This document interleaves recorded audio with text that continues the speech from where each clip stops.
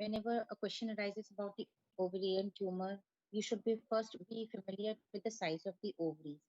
So what is the size of the ovary? Normally in a normal premenopausal or a reproductive age group woman, the size is 3 by 2 by 2 and the volume is less than 10 centimeter. The maximum limit is 18 centimeter. Now, postmenopausal I'm getting lost. size is 2 by 1.5 by 1 centimeter cube and the volume is 3 cubic centimeter and the upper limit is 8 centimeters. So you should remember that if it is a premenopausal age group woman, the size is 3 by 2 by 2. And in menopause, after menopause, it will be 2 into 1.5 into 1.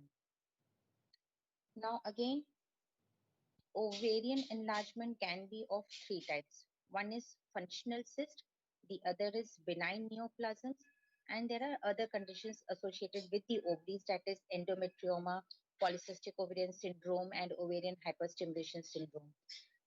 First of all, functional cyst. Now, functional cyst is basically associated with abnormal gonadotropin or ovarian hormone production. Now, these functional cysts can be of three types. One is follicular cyst, the second is corpus luteal cyst, and the third is theca lutein cyst. What are follicular cysts? Follicular cysts, they are the size of the follicular cyst is 3 to 8 centimeter, and it is usually seen in the adolescent or reproductive age group, and it is a thin-walled unilocular cyst. It is filled with straw-colored fluid. They are usually asymptomatic. Occasionally, they might rupture, and it is diagnosed by just an incidental sonographic finding, and it regresses spontaneously in 4 to 6 weeks. Next functional cyst is corpus luteal cyst. Corpus luteal cyst is basically this happens when a corpus luteum persists even after the ovulation and it becomes cystic. So that is known as the corpus luteal cyst, and it is again about 3 to 10 centimeter in size, seen in the reproductive age group. And the symptoms will be dull ache or unilateral pelvic pain will be there. On cut section, you will find yellowish orange filled with blood clots, yellowish orange fluid. Okay. So here in follicular cyst, you have seen it is a straw colored or almost clear fluid. But here in corpus luteum, it is yellow colored. Now, corpus cyst, it can rupture spontaneously also, and when it ruptures, it is known as corpus hemorrhagicum, and there is hemoperitoneum, and it simulates ruptured ectopic pregnancy also. However, you need not operate it. It will regress spontaneously. If you want, you can go for laparoscopic cystectomy also in cases of ruptures, hemorrhagic cyst. The third is theca lutein cyst. This type of functional cyst is the result of excessive stimulation by endogenous and exogenous gonadotropins. And basically, this theca lutein cyst is seen with molar pregnancy and choriocarcinoma, where there is excessive production of beta HCG. And whenever you encounter a theca lutein cyst in ultrasonography finding of H molar or molar pregnancy, you will find theca lutein cyst also. So this cyst is very large, up till 30 centimeter.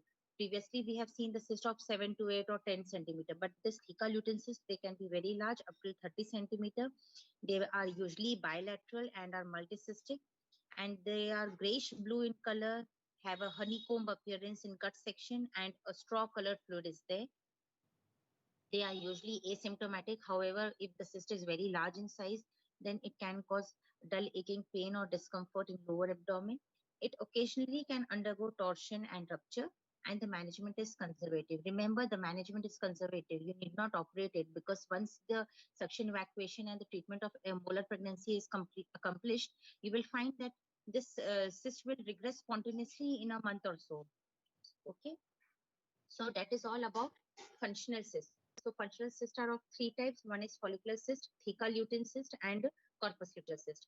Now we will be discussing benign ovarian neoplasms.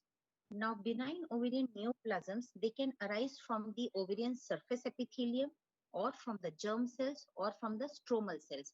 So depending upon if they arise from the surface epithelium, then they are known as serous cystadenoma, mucinous cystadenoma, endometrioid cystadenoma, mesonephroid or clear cell tumor, Brenner tumor, and mixed epithelial tumor. If they arise from the germ cells, then they are known as germ cell tumors, that is benign cystic teratoma. And if it rises from the stromal cells, then it is known as, it can be fibroma, thecoma, and cyst adenofibroma. Now, first of all, we'll be discussing benign epithelial ovarian tumors. It comprises of about 60% of all the ovarian tumors. The most common benign epithelial ovarian tumor is serous cyst adenoma. What is the characteristic feature of serous cyst adenoma?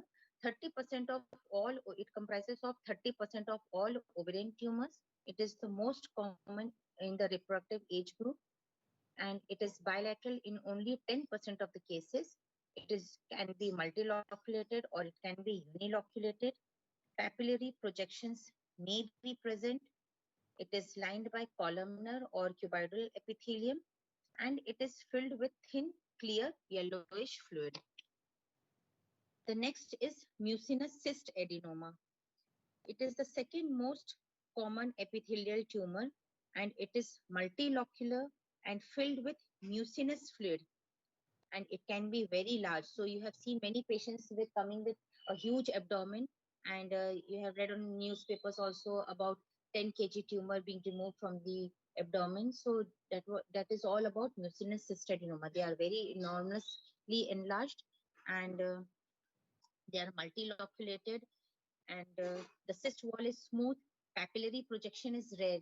Remember, papillary projections is present in serous cyst adenoma. It is absent in mucinous cyst adenoma, and it is lined by columnar mucin secreting epithelium. That is why it is filled with thick mucinous fluid. So I'm just giving an incision in the ovarian tumor, and you will take the fluid for a histopathological examination. If you see mucin-like fluid, mucinous fluid coming out, then you can say it on your gross appearance also that it is a mucinous cyst adenoma. Okay. Now, this mucinous cyst adenoma is important for one more thing, because it has, since it is containing mucinous fluid, if it ruptures, then it causes pseudomyxoma peritonei. What is pseudomyxoma peritonei? The seedling growth following rupture, they continue to secrete the mucin, which leads to dense bowel adhesions and ureteric obstruction. So that is why pseudomyxoma peritonei is important, and it is also seen in association with gallbladder tumors, mucocele of the appendix, and some colorectal cancer also. So usually I have seen that when we are removing, if you are excising an ovarian tumor and on incision, on rupturing, you'll find that it is a mucinous cyst adenoma. We usually remove the appendix also, because if there is at all mucocele of the appendix, then there will be pseudomyxoma peritonei, or this itself can cause pseudomyxoma peritonei. Okay, so next is endometrioid cyst adenoma. Endometrioid cyst adenoma, it is also a benign tumor, and it is difficult to distinguish it from endometrioma. However, the lining cells resemble that of endometrium, and only in 5% of the benign epithelial lesions, they are endometrioid. Next is mesonephroid or clear cell tumors. Now, they are rare tumors. They are lined by clear cells with abundant glycogen called hobnail cells. So, these special characteristics of every ovarian tumors, they are asked in your pre-PG. So, if you say Psammoma bodies, where is Psammoma bodies seen? So, Psammoma bodies are present in serous cyst adenoma. Okay, and this clear cell tumor, you will find hobnail cells are seen in which tumor? Then you will answer clear cell tumors. Next is Brenner tumor or transitional cell tumor. They are the rare tumors. They are usually small, solid, and they are diagnosed incidentally. Now, the characteristic feature of Brenner tumor is the age factor. You will find that in the older age group, that is 50 to 70 years of age group, you will be getting Brenner tumor. Okay, so any lady in the post-menopausal age group, if it is a very small tumor, even less than 5 centimeters. So remember, ovarian tumor less than 5 centimeter in a post-menopausal 50 to 70 years age group associated with serous mucinous tumors. It is a solid, smooth, gray-white structure is present in the ovary, and They are usually composed of transitional cells and fibrous stroma, and the cells have coffee bean nucleus. Again, in your PPG, it is asked that in Brenner tumor, what are the characteristic features? So there is a Walther cell nest is seen. Actually, what happens? The islands of transitional epithelium, they are uh, uh, called as Walther nest, and it is present in a compact fibrous stroma. So these cells look like coffee bean, and these nuclei, particularly on longitude, they have longitudinal grooves, so they look like coffee bean. So again, in your PPG, if it is asked that coffee bean nucleus is seen in which tumor, then you will answer Brenner tumor. Next is, so these are all about epithelial ovarian tumors. Next tumor is germ cell tumors. Now, germ cell tumors, the most common is benign cystic mature teratoma. It is also known as dermoid cyst. Why it is called as dermoid cyst? Because this cystic tumor, it contains elements from all the three germ layers, that is the ectoderm, endoderm, and the mesoderm. Now, again, it has been asked in your exams that you will be getting a short notes on dermoid cyst, but I have seen particularly the DBAT students, they have written in gynec department in a gynec paper, the dermoid cyst of the scalp, of the skull, and of the skin. So remember, dermoid cyst is, this dermoid cyst of the ovary is actually a misnomer, because ideally the dermoid cyst should arise from the ectoderm only, but here there are components from the endoderm and mesoderm also. So that is why it is a misnomer. And when it is asked in your gynec paper, you have to answer about the dermoid cyst of the ovary. Even though we have only mentioned dermoid cyst, we have not mentioned dermoid cyst of ovary, but still it means that you have to answer about the dermoid cyst of ovary, not the dermoid cyst which you will be taught in your surgery department. Okay, so this type of blunder should not be there in your exams. Now, dermoid cyst of the ovary, they contain the elements from all the three germ layers, that is the ectoderm, endoderm, and mesoderm. So what are the elements from the ectoderm? You will be getting skin, hair, and teeth, sebaceous material, and nervous tissue may be present. From the endodermal elements, it will be thyroid, bronchus, and intestine. From the mesodermal elements, you will be getting bone and smooth muscle. Okay, so in this,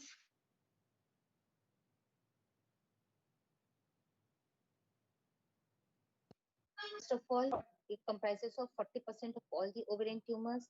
It is bilateral in 15 to 20% of the cases. It contains elements of all the three germ layers. If it contains the thyroid tissue, then it is known as struma ovariae. Torsion is very common in 15 to 20% of the cases, and the risk of malignancy is very low, only 1 to 2% chance of getting malignant.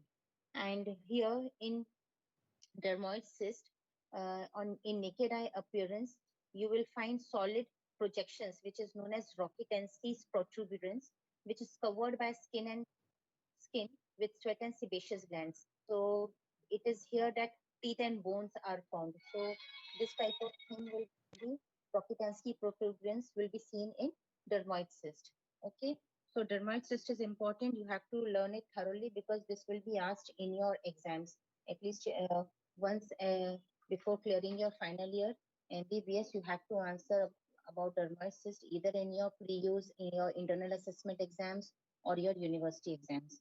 Okay, so dermoid cyst is important. Now, after dermoid cyst, you will next tumor which is we have to discuss is the stromal tumors. Now, stromal tumors can be again of three types. One is fibroma, thecoma, and a cystadenofibroma. So, what is fibroma? Fibroma, they are the most common benign solid tumors. They are slow growing and they can become as large as 30 centimeter in size. They occur mostly in the postmenopausal age group, and they arise from the ovarian stroma. These small ovarian tumors, they are asymptomatic, but the large ones can produce abdominal mass or any feeling of pressure or ascites. The most characteristic feature of fibroma of the ovarian tumor is if it is associated with ascites and right-sided hydrothorax, then it is known as Meek syndrome. This is asked in your exams. What do you mean by Meek syndrome? So you will be saying that ovarian fibroma along with ascites and right-sided hydrothorax, it is called mixed syndrome. And what is the characteristic feature? Once you remove the ovarian fibroma, this ascites and hydrothorax will disappear spontaneously. You need not go for any treatment for ascites and hydrothorax. Only remove the ovarian fibroma and the rest will be automatically cured. What is pseudo-Meek syndrome? Pseudo-Meek syndrome is a condition in which ascites and right-sided hydrothorax is present, but in any other conditions other than fibroma of the ovary. So if there is no fibroma of the ovary and you are getting all these features like ascites and right-sided hydrothorax, then you can say it as a pseudo-Meek syndrome. The next is thecomas. These are common sex cord stromal tumors. They produce estrogen and occur before the age of 30 years. And endometrial hyperplasia and carcinoma can occur because of the excessive production of estrogen. So these tumors are usually solid in consistency. The next tumor is cyst adenofibroma. They contain fibrous and epithelial components, usually seen in postmenopausal women. They are asymptomatic unless they are very large in size. Then there are other tumors like endometrioma, polycystic ovarian syndrome, and ovarian hyperstimulation syndrome. Here we will discuss it already in the respective chapters of endometriosis or polycystic ovarian disease. Now, the next thing is the clinical features. How will you assess the patient? Now, first of all, the symptoms of benign ovarian lesions. What most of the times these patients are asymptomatic, or if at all there is symptoms, the symptoms will be first will be pain. Now, pain can be either dull aching pain or it could be acute severe pain. This severe pain is basically because of either there is torsion, rupture, hemorrhage, or infection. So you need to treat the patient immediately if the patient is having acute severe pain. But if it is a dull aching pain, you can wait and watch. Patient might complain of an abdominal lump. So there is an abdominal mass and menstrual disturbances. Usually the patients will not complain of any menstrual disturbances. If it is a hormone releasing tumor or it is a female virilizing tumor or a male if it is secreting estrogen or androgen, then only you will be finding that there will be menstrual disturbances like delayed menses, amenorrhea, or anovulatory cycles. There can be dysmenorrhea and dyspareunia, and pressure symptoms may be there because of the ovarian enlargement. How will you examine the patient? On clinical examination, if the patient is usually the patient remains asymptomatic. It is an incidental finding on your USG. If the patient has undergone ultrasonography for any other reason, you will find that there is a small ovarian tumor also. Sometimes the patient complains of pain in lower abdomen, because of which she has been investigated and then it was diagnosed that she is having an ovarian tumor. So on clinical examination, ask whether the patient is having any symptoms or not, and pain is there or not. Then you go for the general examination. See for any signs of polycystic ovarian syndrome. I have already discussed in my last lecture about the acne, hirsutism, acanthosis nigricans, irregular menses. So you will see whether all these features are there, then it is in favor of PCOS. Then auscultate for hydrothorax, examine for any lymphadenopathy, then go for the per abdomen examination. In per abdominal examination, palpate the mass with locate the size, locate the mass and assess the size of the mass. See the consistency and the surface. Then assess the mobility of this ovarian tumor. And then whether this tumor is arising from the pelvis or it is arising from the abdomen, and whether there is associated ascites or not. Then go for per speculum examination. Typical feature is on per speculum examination, you will see that the cervix is pulled up high up because of this ovarian tumor. Everything is pulled up. So you will find that the cervix is very high up. There is difficulty in visualizing the cervix. Then you will go for per vaginal examination. And in per vaginal examination, you can see that the cervix is absolutely normal. There is mass which is felt through the lateral fornices. There can be a mass felt through the pouch of Douglas. It can be a unilateral, it can be bilateral. Then you will see whether there is any mobility or of the ovarian tumor, and you will assess the tenderness. Now, one important finding which is asked in your exams in that in per vaginal examination, how will you go for bimanual examination to confirm whether this tumor is arising from the ovary or this tumor is arising from the uterus? So how will you feel it? Go for the examination. When you insinuate your finger, you will feel that a groove is felt between the uterus and the mass. And on movement of the mass per abdomen, it will fail to move the cervix. So if you move the abdominal lump upwards, you will find the cervix is stationary in its position. It is not elevating on the movement of the mass upwards or downwards. Okay. And then you will feel that the lower pole of the cyst can be felt through one of the fornices, and there is absence of the uterine pulsations through the fornices because it is ovarian in origin, so you won't be able to feel the uterine pulsations. Now, again, one characteristic feature is that all the cyst is usually felt posterior to the uterus. Okay. And it is only the dermoid cyst which is felt anterior to the uterus. So, through the anterior fornix, you will be able to feel a lump. Then you will have a suspicious of dermoid cyst. Otherwise, it is usually the other ovarian cyst that will be felt through the posterior fornices. Okay. So this is asked in your exams, that also in your pre-PG exams, that which cyst is felt anterior to the uterus.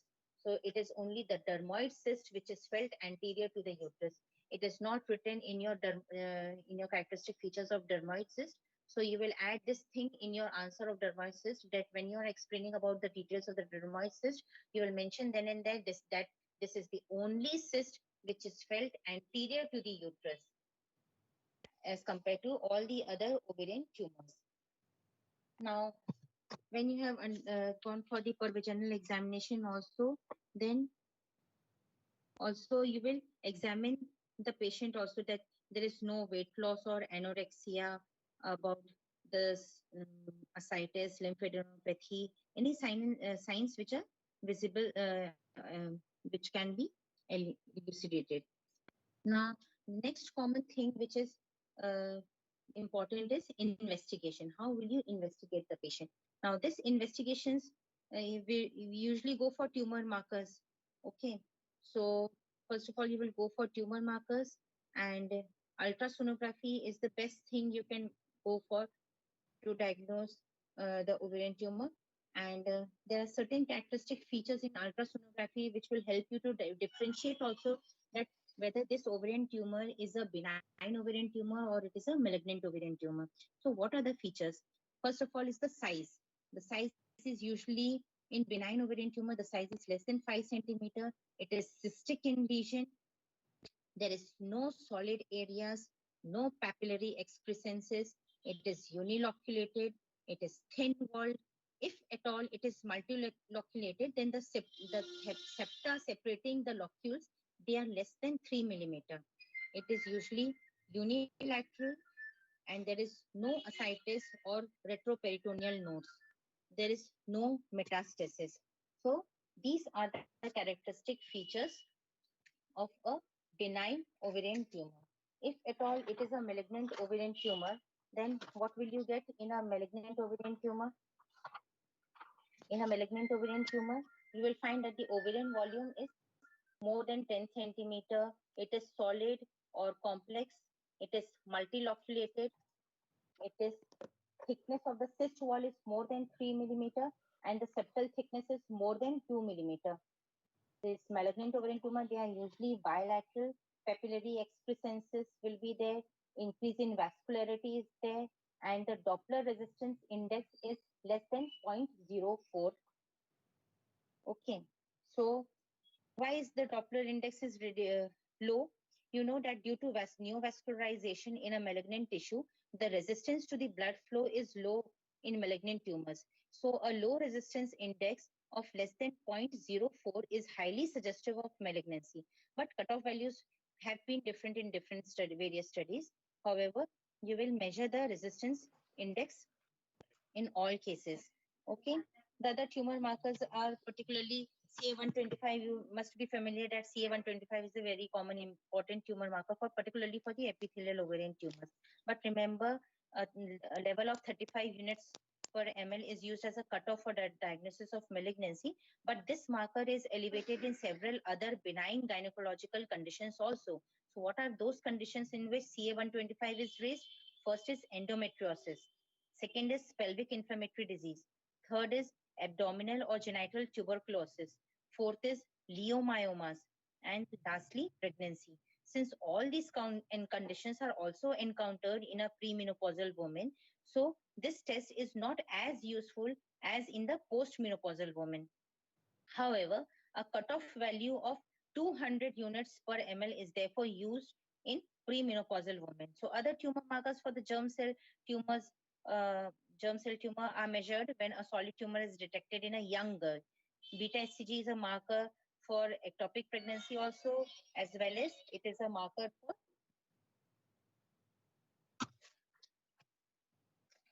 in fecal uterine cyst or choriocarcinoma. Okay, so you will measure beta HCG level if you are suspecting choriocarcinoma. Now, so CA-125 is a tumor marker for epithelial ovarian tumors. Alpha fetoprotein is a tumor marker for germ cell tumors. Beta HCG is a tumor marker for trophoblastic tumor or thecal uterine cyst or suspected ectopic pregnancy.